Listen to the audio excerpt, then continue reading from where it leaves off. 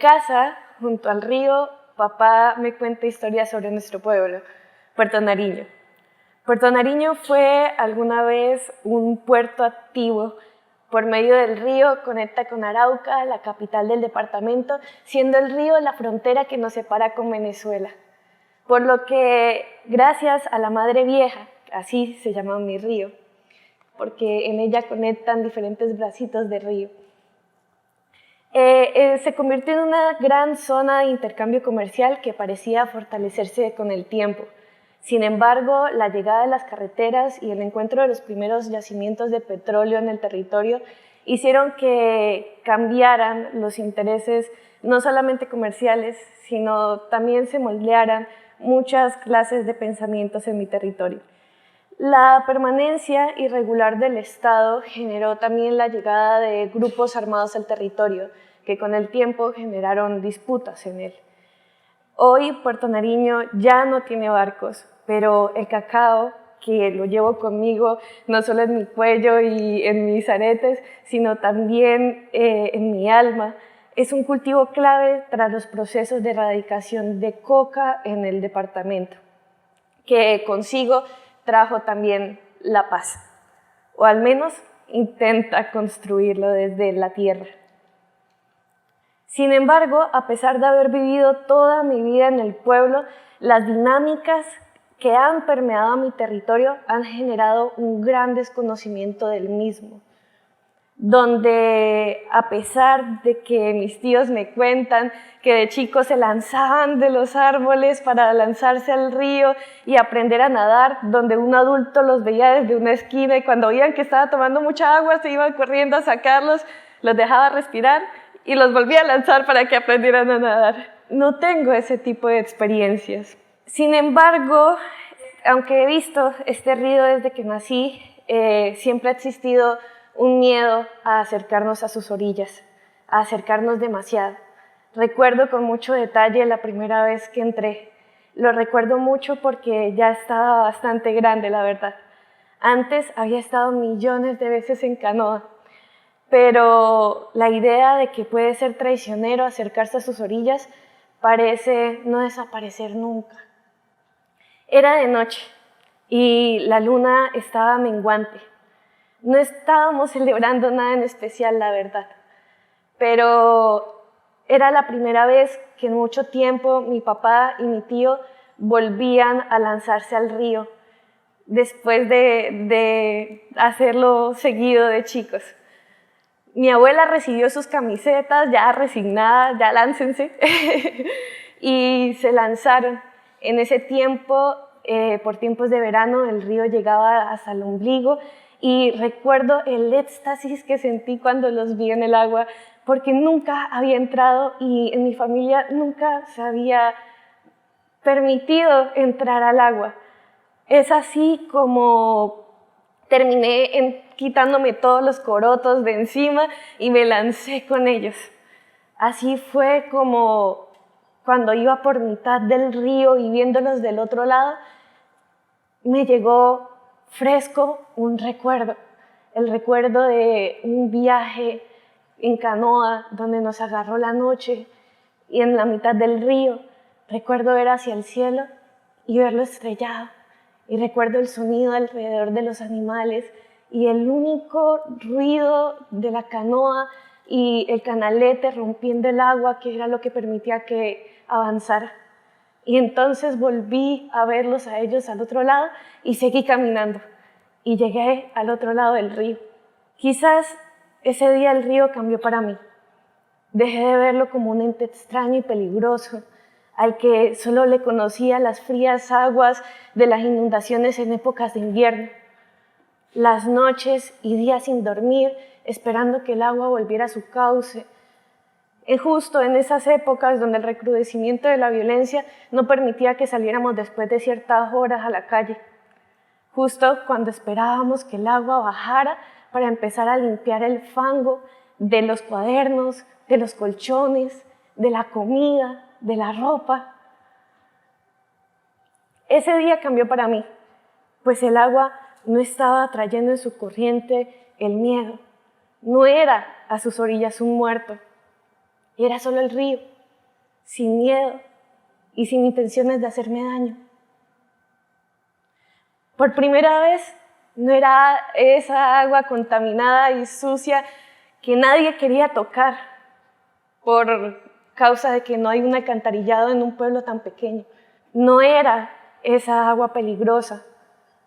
No era solo yo llegando del colegio con mis zapatos medio embetunados y calientes hirviendo por el sol, llegando a meterlos a la orilla del río para que se regulara su temperatura sin mojar las medias del colegio. No era yo quitándome los zapatos a escondidas y metiéndolos hasta los tobillos para poder refrescarme un poco y sentir un poco esa conexión con esa agua que tan lejana veía a veces. Siempre quise que esa sensación prevaleciera en mi vida. La verdad, quería tener la libertad de conocer el lugar de donde venía.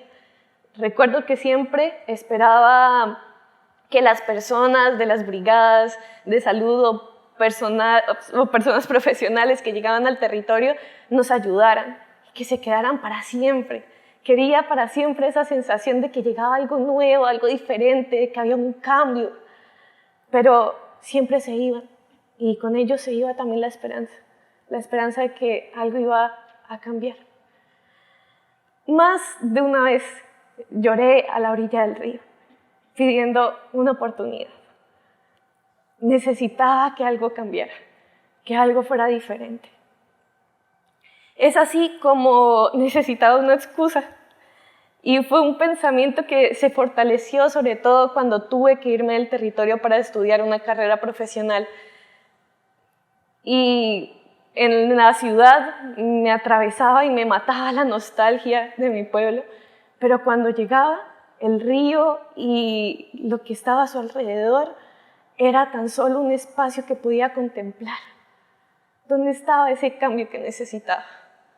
En un paro de la universidad, en casa, faltando tan solo 3 días para que se cerrara una convocatoria que encontré por internet de un LIRRED llamada Generación Paz, me postulé al proyecto y lo llamé Río Adentro, que buscaba generar unos espacios de diálogos con víctimas del conflicto armado, murales, canciones, cuentos, socializaciones, viajes. Definitivamente yo no escatimé en creatividad en ese proyecto. ¿Qué podía perder? Así que lo intenté y sin tener una pizca de fe en lo que había hecho, terminé quedando entre los 10 jóvenes que habían sido escogidos a nivel de Latinoamérica y el Caribe. Yo, una niña de un pueblo que, como le cantaba a algunas, ni siquiera está en Google Maps.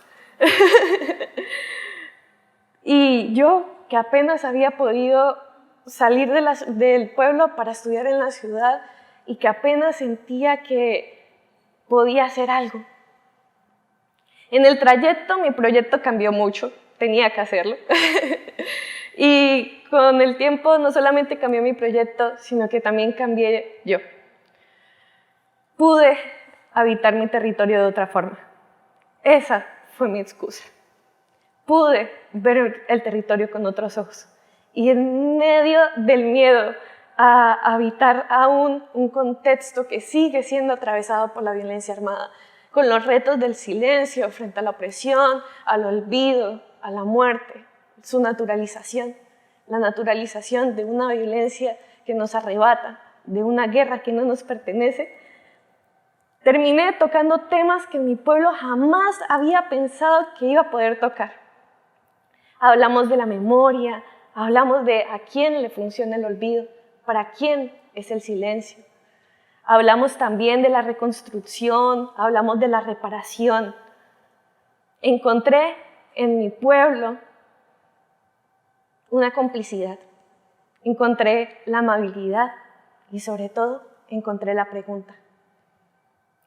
Me di cuenta de que la desconexión con mi territorio no era casualidad, es un síntoma.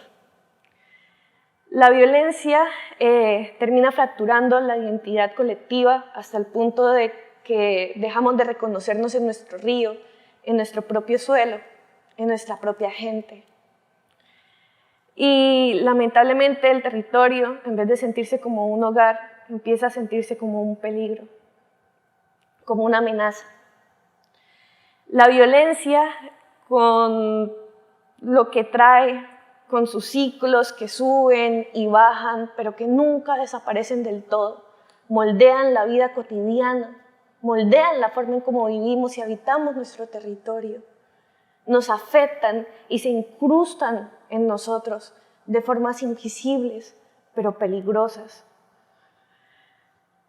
Es así como, además de limitarnos, terminan encerrando en las casas a las infancias, entregando, además de eso, a las niñas y delegando unos roles de género que de manera desproporcionada le entregan a las niñas unas responsabilidades de cuidado, unas responsabilidades de sostener, unas responsabilidades de mantener, en vez de una responsabilidad de explorar, de soñar, de aprender de lo desconocido, de equivocarse. Y esa era yo, una niña con miedo a equivocarse, con miedo a explorar, con miedo a aprender, con miedo a soñar. Quizás ni yo de hace unos años jamás hubiese podido creer, ni siquiera en la más mínima posibilidad de que esto sucediera. Aún me enfrento constantemente a la indiscriminada necesidad de la aceptación, la validación y el miedo, que pueden paralizar mi acción con determinación, que por muy preparada siempre me hace dudar. Pero parte de este camino ha sido aprender de los matices que movilizan lo que soy y lo que represento, de encontrarme cada vez que me pierda en el cauce del río, en la razón de mi territorio, en la digna rabia, en las luchas de mi pueblo, en la memoria de quienes ya no están, en la ternura de quienes curan con plantas, también en las niñas que en su juego encuentran una forma de reconstrucción social, en reconstrucción del tejido, en esas niñas que en medio de su juego encuentran la emancipación, que hoy me permiten estar aquí, encontrando las razones para resistir, para transformar y para crear, pero sobre todo para soñar en que es posible, que me tienen aquí siendo quien soy. Ariana Pedraza, hija de mi pueblo, motivada, abatida y movilizada por los sentires del río y de mi gente, soñando siempre por el territorio de paz que podemos llegar a ser. Muchas gracias.